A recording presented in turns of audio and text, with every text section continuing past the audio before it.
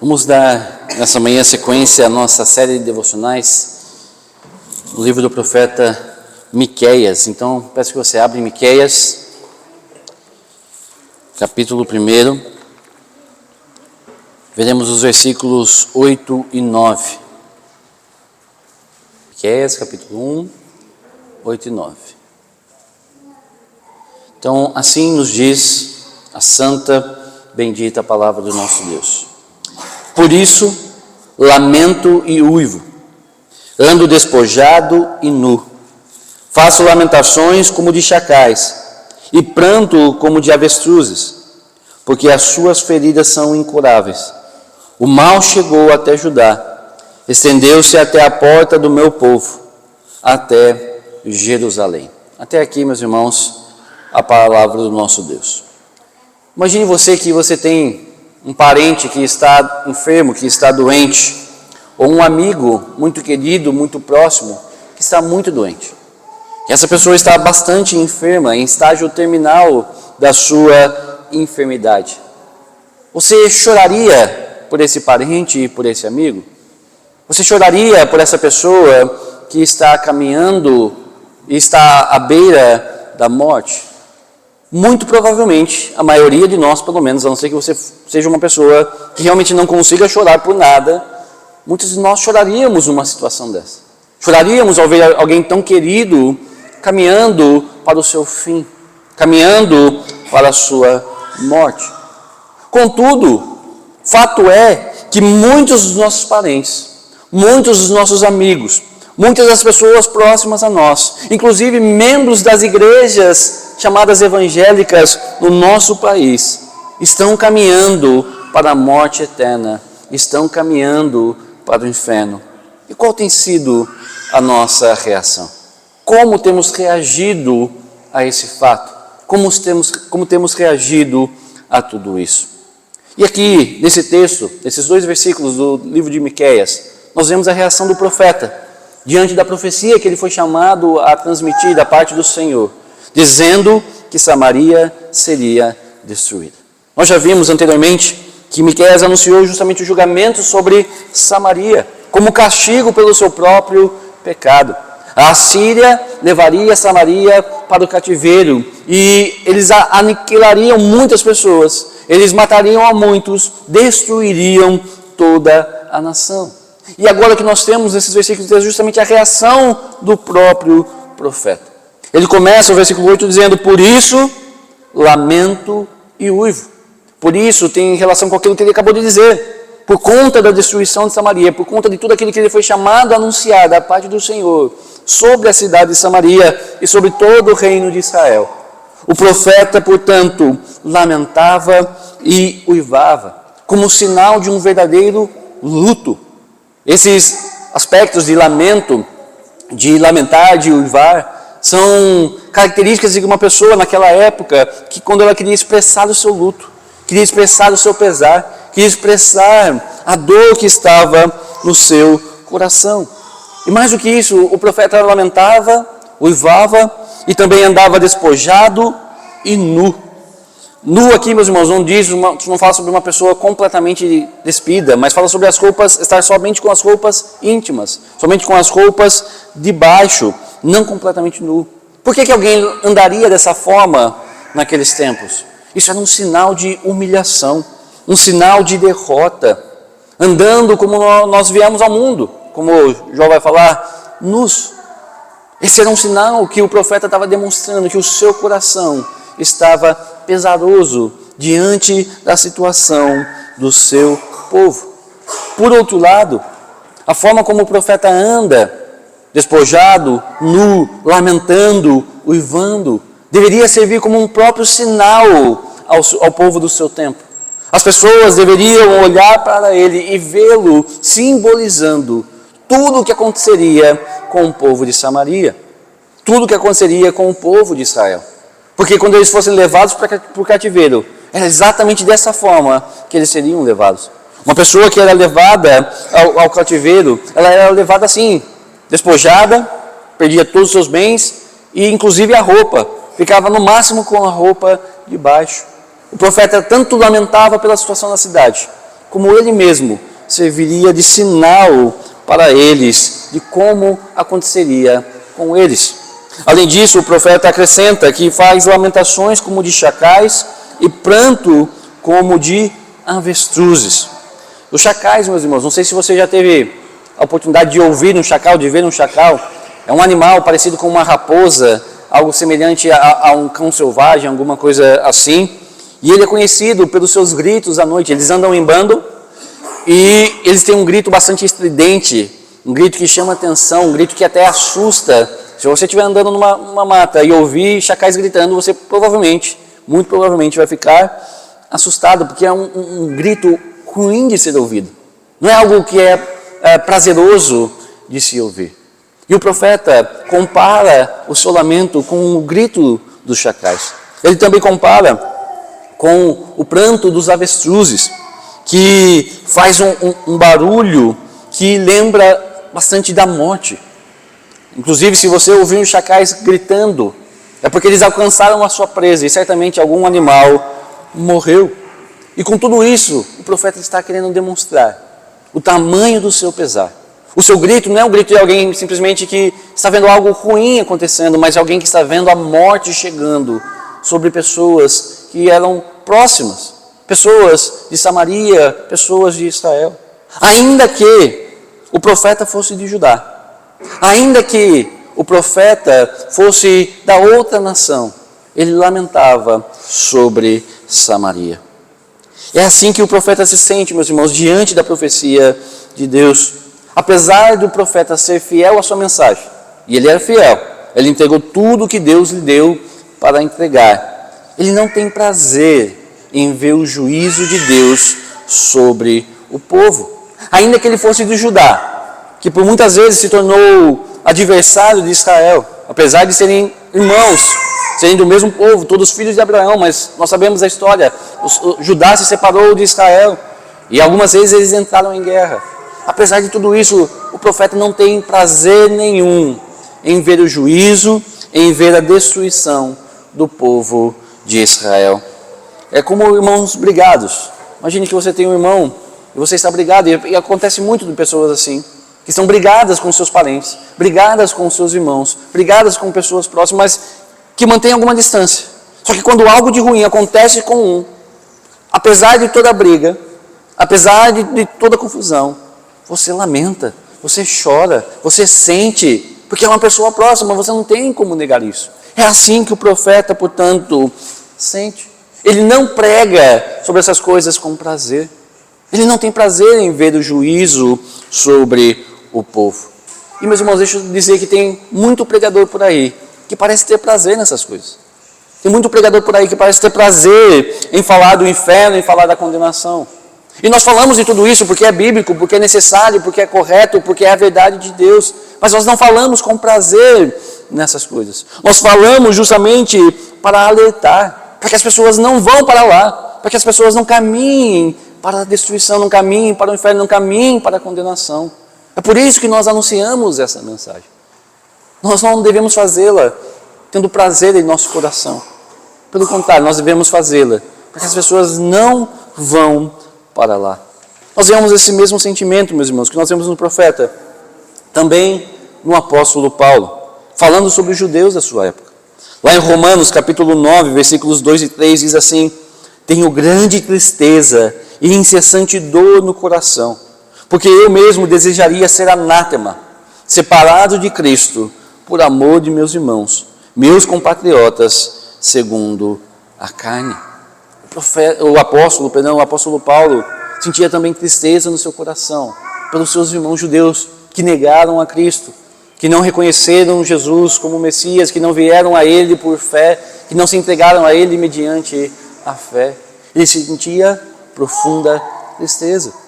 E a atitude do profeta, assim como a atitude do apóstolo, reflete a atitude do próprio Deus. Às vezes a gente tem uma visão de Deus como um Deus que tem prazer em punir pessoas. Para algumas pessoas por aí, esse é o Deus que a Bíblia ensina. Um Deus que tem prazer em trazer punição, em trazer o castigo, em trazer o seu juízo. Mas não é a forma como a Escritura nos apresenta esse Deus. Não é a forma como a Bíblia descreve o Senhor. Pelo contrário, lá em Ezequiel, capítulo 33, versículo 11, diz assim: dize-lhes, tão certo como eu vivo, diz o Senhor Deus, não tenho prazer na morte do perverso, mas em que o perverso se converta do seu caminho e viva. Convertei-vos dos vossos maus caminhos, pois porque a vez de morrer, ó casa de Israel, o Senhor não tem prazer na morte do ímpio. O seu prazer é que se arrependa. Nós vemos isso em Cristo Jesus, o Senhor encarnado. Quando Jesus estava caminhando para o final do seu ministério terreno, estava caminhando em direção a Jerusalém, onde ele seria crucificado. Jesus olha para a cidade de Jerusalém e Jesus lamenta sobre essa cidade. Uma cidade que não quis ouvir a palavra de Deus, uma cidade que não quis se arrepender, uma cidade que não dava ouvidos aos seus profetas, pelo contrário, matava os seus profetas. Jesus lamenta sobre a cidade de Jerusalém. Contudo, Deus é justo. Contudo, o Senhor é correto. Ele ama a justiça e Ele não pode ver o mal e não fazer nada. Deus é justo juiz e como justo juiz, Ele precisa julgar o mal. Ele precisa julgar os pecados. E no versículo 9, meus irmãos, nós vemos duas razões pelas quais o profeta Miqueias lamenta tudo o que estava acontecendo. Duas razões para o seu lamento. Veja comigo novamente o versículo 9 que diz: porque as suas feridas são incuráveis.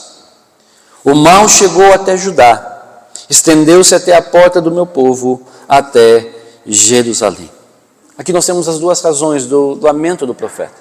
Em primeiro lugar, o profeta, olhando para Samaria, ele lamenta porque as suas feridas são incuráveis.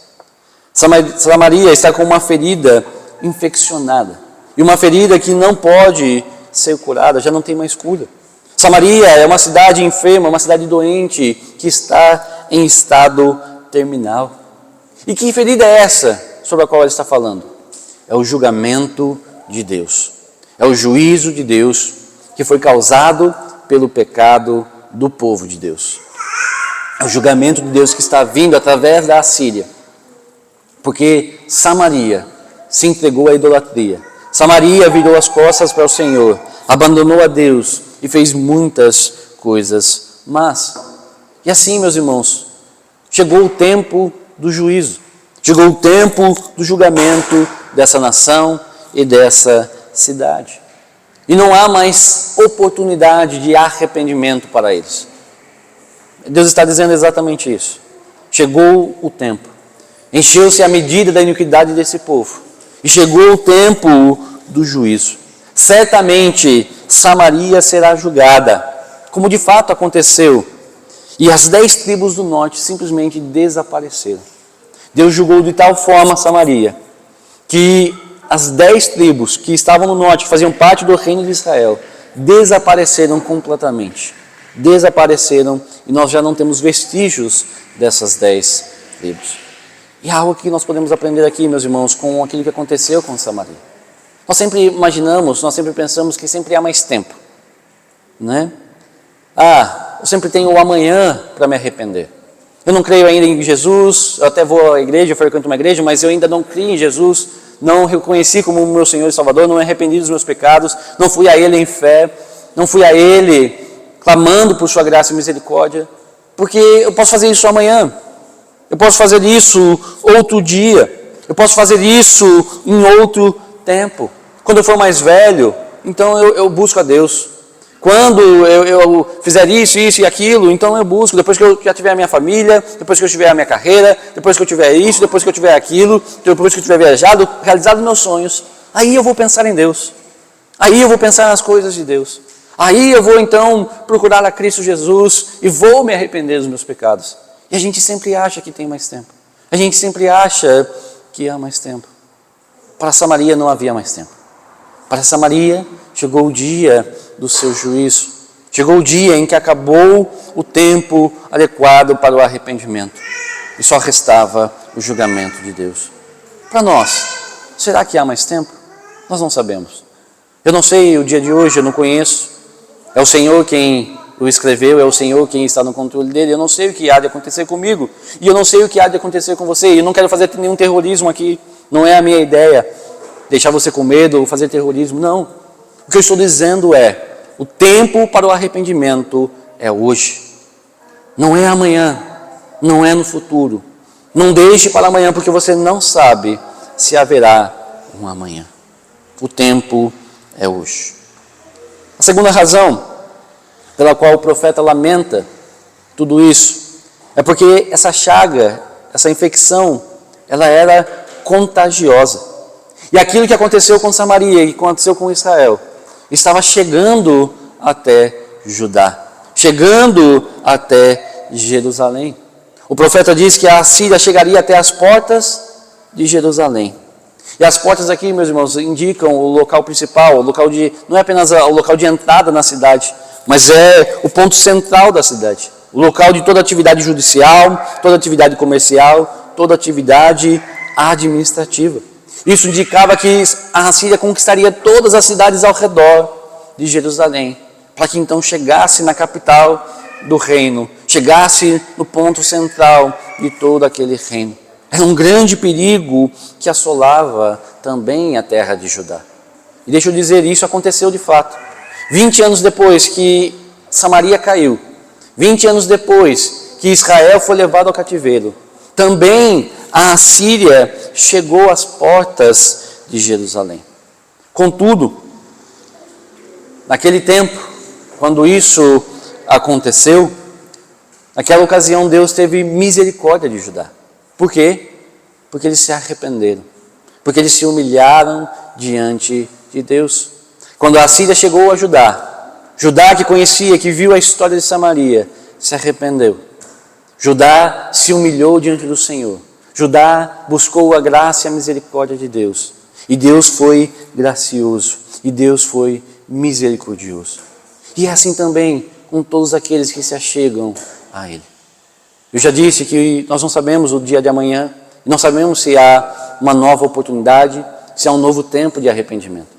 Mas o que nós sabemos é que se você se arrepender hoje, se você buscar a Cristo hoje, se você for a Ele em fé, com seu coração temendo ao Senhor, reconhecendo a sua pecaminosidade, reconhecendo que você necessita de um Salvador, necessita de alguém que te salve dos seus pecados, Deus é gracioso e misericordioso.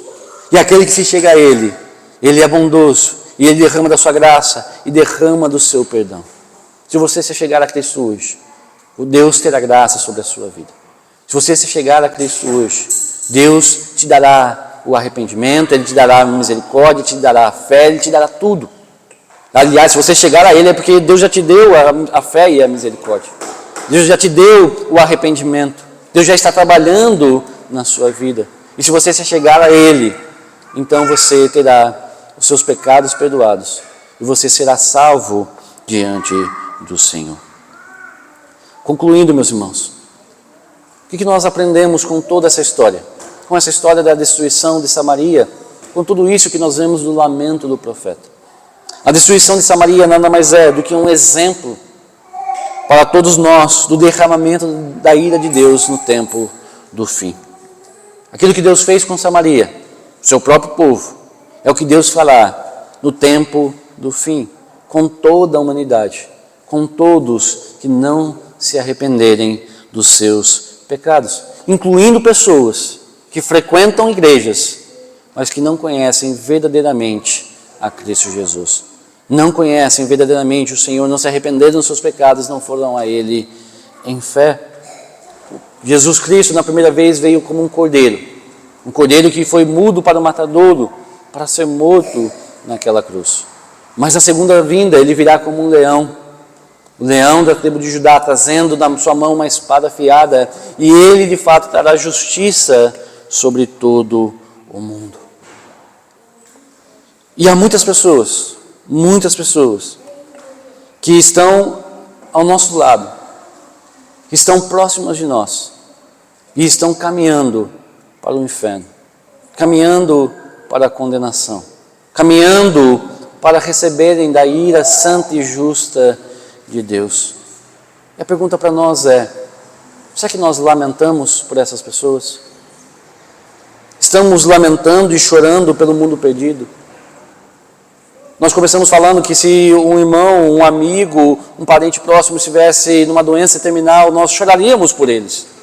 E de fato, quando nós olhamos para esse mundo, nós vemos que esse mundo é um mundo que está com uma doença grave chamada pecado e está num estágio extremamente precário e está caminhando para a morte. Olha para a nossa cidade, olha para a cidade de São Paulo, quantas coisas terríveis acontecem todos os dias, quantas coisas lamentáveis, o mal se espalhando cada vez mais. As pessoas estão caminhando a passos largos para o juízo, para a condenação, para o inferno. E será que nós lamentamos e choramos por essas pessoas? Há lágrimas nos nossos olhos por essas pessoas perdidas, caminhando para o inferno. Choramos pelos nossos amigos, choramos pelos nossos parentes, lamentamos pelas pessoas à nossa volta que não conhecem a Cristo Jesus. Lamentamos verdadeiramente por essas pessoas. Meus irmãos, como o profeta fez, nós devemos também fazer. Nós devemos lamentar e chorar e anunciar que em Cristo há salvação para o perdido, que em Cristo há redenção para aquele que precisa. Ainda que as pessoas não escutem, que pelo menos elas ouçam da nossa parte, que há salvação em Cristo. E que pelo menos elas vejam em nós pessoas verdadeiramente preocupadas com o seu bem-estar espiritual. Que elas vejam em nós pessoas que as amam e que choram pelas suas vidas. Eu gostaria de encerrar essa breve devocional com uma citação de Charles Spurgeon, que eu considero fantástico o que ele diz. Ele diz assim: se os pecadores serão condenados, que pelo menos pulem para o inferno, passando por cima de nossos corpos. Se perecerem, que pereçam com nossos braços e mãos tocando os seus joelhos, implorando que fiquem. Se o inferno tiver de ser cheio, pelo menos que seja cheio, apesar de nossos esforços. Meus irmãos, se as pessoas forem para a condenação, que sejam, apesar das nossas lágrimas, apesar do nosso lamento e apesar do nosso aviso e do nosso convite para que venham a Cristo e sejam salvas. Que nos importemos verdadeiramente pelas pessoas perdidas, que nos importemos pela nossa cidade perdida, que nos importemos pelas pessoas que estão à nossa volta, por tantas pessoas que estão em igrejas, mas que estão perdidas longe de Cristo Jesus. Que choremos e lamentemos por elas e que anunciemos a salvação em Cristo. Deus nos abençoe, meus irmãos. Vamos orar nesse instante. Feche seus olhos. Senhor, nosso Deus e Pai, nós queremos te louvar, queremos te agradecer, ó Deus, e te agradecer por essa palavra que ouvimos da tua parte, ó Deus, pelo exemplo do profeta, o exemplo daquilo que aconteceu com Samaria. Que, primeiro de tudo, ó Deus, nós mesmos tenhamos certeza de que nós nos arrependemos e cremos em Cristo Jesus. Que somos salvos pela obra de Cristo, que estamos contigo, ó Deus, em comunhão, vivendo para a tua glória. Ó Deus, que não deixemos para amanhã o tempo do arrependimento, porque nós não sabemos se haverá um amanhã. Que seja hoje o dia, Deus, se há alguém aqui que nunca se arrependeu, que nunca foi a Cristo, que nunca creu em Cristo, que hoje seja o dia disso acontecer. Ó Deus, e também que o nosso coração não seja insensível, não esteja endurecido diante, Deus, de pessoas perdidas à nossa volta. Que olhemos para o mundo e que lamentemos o que o pecado causou e o que o pecado causará a todas essas pessoas. E que choremos por elas, e que lamentemos por elas, e que anunciemos a salvação em Cristo Jesus. Dá-nos um coração que se importa, dá-nos um coração que chora, dá-nos um coração que ama essas pessoas, ó Pai. Sê conosco. É assim que nós oramos agora, em nome de Jesus. Amém.